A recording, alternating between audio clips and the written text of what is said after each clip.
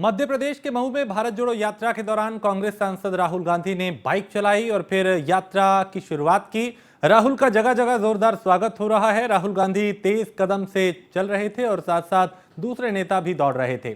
और राऊ विधानसभा क्षेत्र में राहुल के स्वागत के लिए खड़े कार्यकर्ता इतनी संख्या में थे कि पुलिस को राहुल गांधी की सुरक्षा व्यवस्था को कायम रखने में परेशानियों का सामना करना पड़ा। इस दौरान राहुल ने भारत जोड़ो यात्रा के लक्ष्य के बारे में बताया, साथ ही नोटबंदी और जीएसटी को लेकर क्या कुछ कहा, उन्हें सुनवाते हैं।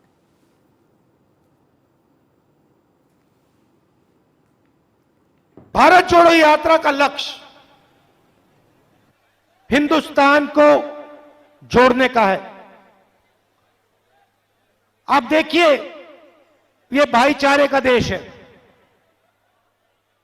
मोहब्बत का देश है, एकता का देश है। बीजेपी ने, आरएसएस ने इस देश में हिंसा, नफरत और डर फैला रखा है। आप इनकी पॉलिसीज देखिए और हमारी पॉलिसीज देखिए। हमारी पॉलिसी मनरेगा, भोजन का अधिकार, जमीनी अधिकरण बिल, आदिवासी बिल, पैसा, ये सब के सब गरीबों को मदद करने के और देश में भाईचारा और शांति लाने के प्रोग्राम है। अब आप बीजेपी के प्रोग्राम देखिए और मैं आपसे पूछता हूं, इस भीड़ में कोई एक व्यक्ति है जिसको नोटबंदी से फायदा हुआ होगा? एक है यहां पे, एक यहां पे व्यक्ति है जिसको जीएसटी 5 अलग अलग टैक्स से फायदा हुआ होगा? एक व्यक्ति यहां है जिसको हिंदुस्तान में जो प्राइवेटाइजेशन किया जा रहा है, जो पब्लिक सेक्टर को बीजेपी के 2-3 मित्रों को दिया जा रहा है, उससे एक व्यक्ति है जिसको फायदा हो रहा है? ये हिंदुस्तान के गरीब लोगों को बेरोजगार बनाने के, डराने के। अयोध्या में प्रबुद्ध वर्ग सम्मेलन का आयोजन किया गया, जिसमें प्रदेश के मुख्यमंत्री योगी आदित्यनाथ शामिल हुए और जनता को संबोधित करते हुए मुख्यमंत्री ने कहा कि डबल इंजन की सरकार में बेहतर काम हुआ है। 2017 से पहले प्रदेश में अराजकता थी, पीएम मोदी के नेतृत्व में देश आगे बढ़ रहा है।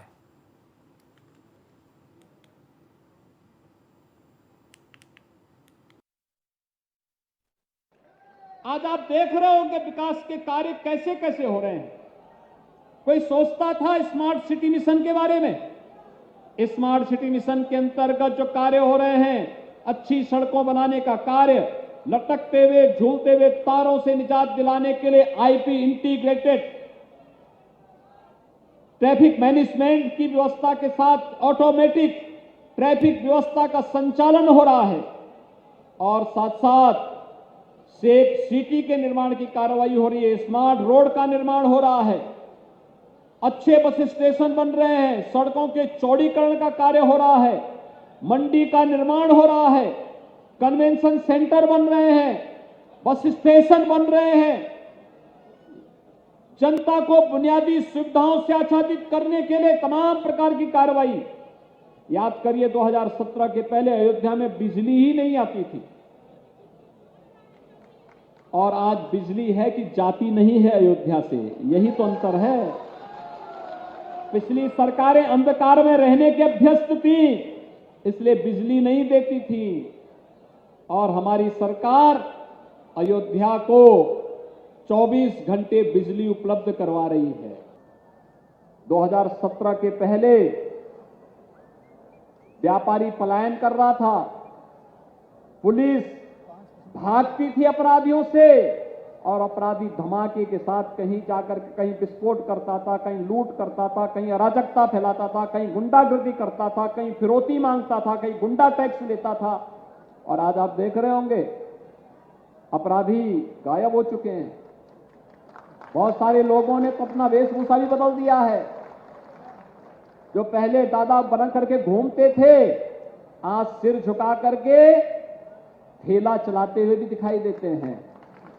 भाइयों बहनों, अच्छा है, मेहनत करके कमाना ये स्वावलंबन की निशानी है, सम्मान की निशानी है। चोरी से किसी का छीन लेना ये कायरता की निशानी है, और हमें कायर नहीं बल्कि स्वावलंबन के साथ अग्रसर करने के लिए लोगों को आगे बढ़ाना होगा। और खबर लखनऊ से है, जहां ऑटो इंडस्ट्री का हब बनेगा पश्चिमी और मध्य यूपी। ऑटो और इलेक्ट्रिक व्हीकल इंडस्ट्री का हब बनाने की तैयारी की जा रही है। 10,000 एकड़ जमीन उपलब्ध कराएगी यूपी सरकार और $20 बिलियन खर्च होंगे ऑटो इंडस्ट्री को हब बनाने में। हर साल यूपी में 1.10 लाख रोजगार सृजित होंगे और 2 और 3 EV व्हीकल और EV पार्ट्स होंगे एक्सपोर्ट। इसके अलावा UK, USA, Australia, south Asia में उनकी सप्लाई होगी। और नोएडा, गाजियाबाद, लखनऊ, हापुड़, कानपुर, मेरठ इन शहरों को चुना गया है। तो $1 ट्रिलियन इकोनॉमी के लिए पश्चिमी उत्तर प्रदेश को मैन्युफैक्चरर्स बेल्ट के रूप में विकसित किया जाएगा। तो इसमें कई शहरों को चुना गया है उत्तर प्रदेश के। ऑटो इंडस्ट्री का हब बनेगा पश्चिमी और मध्य उत्तर प्रदेश। ऑटो और इलेक्ट्रिक व्हीकल इंडस्ट्री का हब बनाने की तैयारी की जा रही है।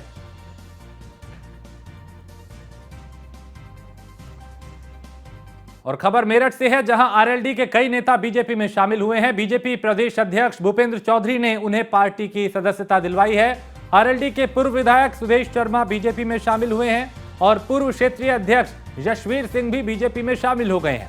पूर्व प्रत्याशी के शुक्ला समेत कई आरएलडी नेताओं ने बीजेपी की सदस्यता ली है।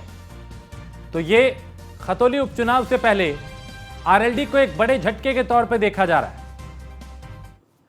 जहां कई नेता आरएलडी का साथ छोड़ के बीजेपी में शामिल हो गए। कई नाम है इसमें, पूर्व विधायक का नाम है, क्षेत्रीय अध्यक्ष का नाम है और कई उनके समर्थक भूपेंद्र चौधरी की मौजूदगी में भारतीय जनता पार्टी में शामिल हुए।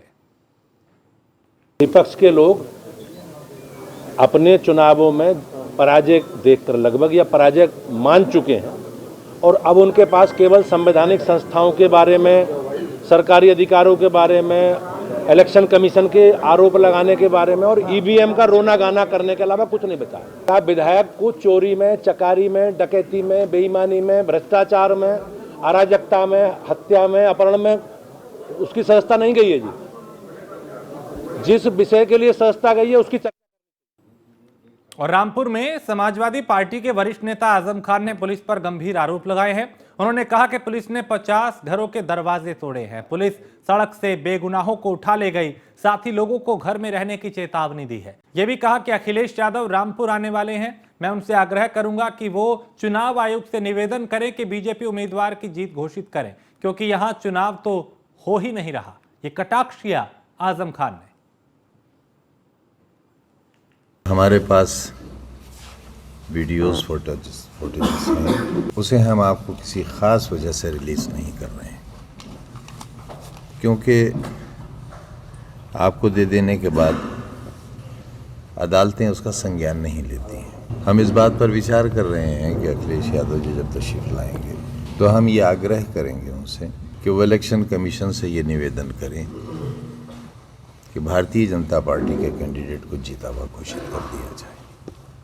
चुनाव की क्या जरूरत है जब चुनाव हो ही नहीं रहा है। और जिस तरह की दहशत है, गलियों में फ्लैग मार्च और खुलेआम ये कहना, हमारे पास इसकी भी रिकॉर्डिंग है कि निकलना मत घरों से बाहर, और समाजवादी पार्टी को अगर वोट दिया तो ये घर खाली करा लिए जाएंगे हमारे। और अगली खबर लखनऊ से है, जहां यूपी पीसीएस अधिकारियों की एजीएम इंदिरा गांधी प्रतिष्ठान में पीसीएस अधिकारियों का जमावड़ा है और लंबे समय बाद आज पीसीएस एसोसिएशन चुनाव है और पीसीएस एसोसिएशन की नई कार्यकारिणी का गठन, जिसमें सभी बैच के पीसीएस अधिकारी मौजूद हैं और यूपी में 1100 से ज्यादा पीसीएस अफसर और पीसीएस आम सभा में नई कार्यकारिणी का गठन हुआ है। 6 साल बाद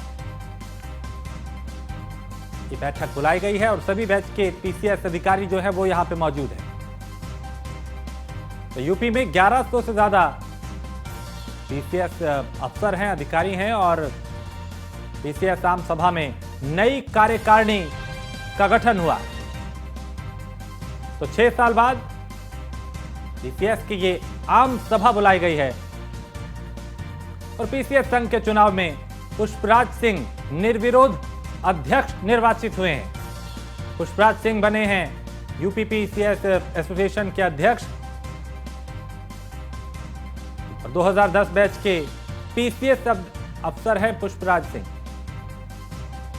और पीसीएस वैभव मिश्रा महासचिव एसोसिएशन बने हैं। यूपी पीसीएस एसोसिएशन में 3 वाइस प्रेसिडेंट बने हैं और रजनीश राय, विश्वभूषण और संजय कुमार को उपाध्यक्ष बनाया गया है।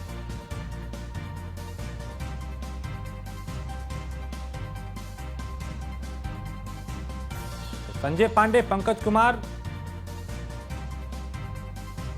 को अलग अलग जिम्मेदारियां दी गई हैं। संतोष उपाध्याय एसोसिएशन के कोषाध्यक्ष बने हैं और चंदन पटेल यूपी पीसीएस एसोसिएशन के ऑडिटर बने हैं। तो यूपी पीसीएस अधिकारी की ये एजीएम है और इसमें कई अधिकारियों को अलग अलग जिम्मेदारियां दी गई हैं। लंबे समय बाद आज पीसीएस एसोसिएशन का चुनाव हुआ और एसोसिएशन की नई कार्यकारिणी का गठन हुआ है। सभी बैच के पीसीएस अधिकारी यहां पर मौजूद रहे। तो यूपी में 1100 से ज्यादा पीसीएस अफसर हैं।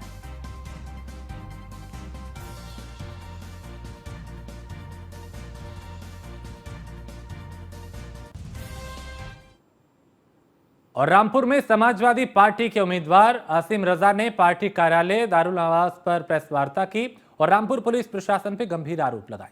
उन्होंने कहा कि पुलिस रामपुर में पक्षपातपूर्ण कार्रवाई कर रही है और हमारी पार्टी के एक्टिव कार्यकर्ताओं को टारगेट कर रही है। उनके घरों पे जाके उन्हें परेशान किया जा रहा है, साथ ही उन्हें थाने में बुला के प्रताड़ित किया जा रहा है, धमकियां दी जा रही है। पुलिस रामपुर में पक्षपातपूर्ण कार्रवाई कर रही है। हमारे वर्करों को, हमारी पार्टी के एक्टिव वर्कर्स को टारगेट कर रही है। उनके घरों पर जाकर उनको थाने में बुलाकर प्रताड़ित कर रही है, धमकी दे रही है कि आप इलेक्शन नहीं लड़ाओगे। गली गली घूमकर ये पूछा जा रहा है पुलिस के द्वारा कि समाजवादी पार्टी के कार्यकर्ता कौन कौन है, कौन कौन इलेक्शन में हिस्सा लेता है, और गली गली जाकर पुलिस लोगों में भय का माहौल पैदा कर रही है। हमने आपको नाम बताए अभी कि लाल कबर पे तारामंडल के पास हमारी जिला अध्यक्ष, महिला की जिला अध्यक्ष रूही खानम साहिबा, रात उनके घर पुलिस गई और उनके लड़के को उठा के ले आई। रात भर उसको पुलिस में अपने पास रखा। इस तरह की कार्रवाइयाँ हो रही हैं, ये बड़ी शर्मनाक है। हमने बार बार ये अपील की है कि चुनाव निष्पक्ष माहौल में हो, कोई भय का माहौल पैदा न किए। और खबर कानपुर से है, जहां अपहरण का मामला सामने आया। बता दें कि 4 बदमाशों ने तमंचे के बल पे लेखपाल के घर में घुस के बच्ची को अगवा करने की कोशिश की। मौके पर पहुंची पुलिस ने लेखपाल की तहरीर पर मुकदमा दर्ज किया है। पुलिस 3 टीमें गठित कर चुकी है और सीसीटीवी में कैद तस्वीरों की सहायता लेकर बदमाशों तक पहुंचने की कोशिश की जा रही है।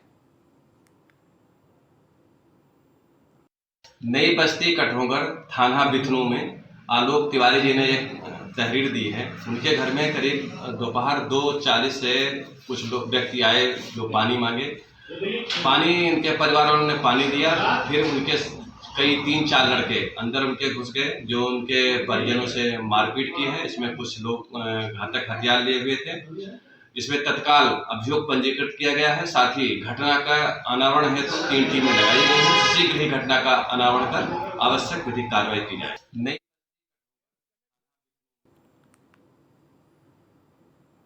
और हापुड़ के थाना धौलाना इलाके के यूपी एसआईडीसी औद्योगिक इलाके में दिल दहला देने वाली घटना सामने आई थी, जिसमें लोहा गलाने की फैक्ट्री में फैक्ट्री के ही मैनेजर की भट्टी के अंदर गिर के मौत हो गई थी। इसके बाद परिजनों ने हत्या का आरोप लगाया था। पुलिस ने केस दर्ज कर जांच शुरू की। इस पूरे मामले में भट्टी पे काम कर रहे मजदूरों ने बताया कि अचानक से मैनेजर अनुराग त्यागी कुर्सी से उठे, जो भट्टी से महज 25 से 30 फीट की दूरी पर बैठे थे, और एकदम दौड़ते हुए आए और भट्टी के अंदर कूद गए। बता दें कि उस समय भट्टी का तापमान 1600 डिग्री का था, जिसमें लोहे की पानी की तरह डलने की मोम की तरह पिघल जाते हैं। अब कई तरह के कयास लगाए जा रहे थे, कई तरह के आरोप जो है वो परिवार वाले लगा रहे थे, लेकिन यहाँ पे जो काम करने वाले थे साथ में, उन्होंने कुछ और बयान दिया है। फिलहाल पुलिस हर एंगल से मामले की जांच कर रही है। आगे बढ़ते हैं। संभल में डीएम की मानवीय पहल देखने को मिली। डीएम ने कहा कि गरीबी रेखा से नीचे बसर करने वाले हर बुजुर्ग को वृद्धा पेंशन मिलेगी और सभी प्रधान अधिकारियों को इसके लिए निर्देश दिए गए हैं। साथ ही उन्होंने कहा कि जो भी बुजुर्ग को पेंशन दिलाने के काम में अपनी भूमिका निभाएगा, उसे गणतंत्र दिवस के अवसर पर सम्मानित किया जाएगा।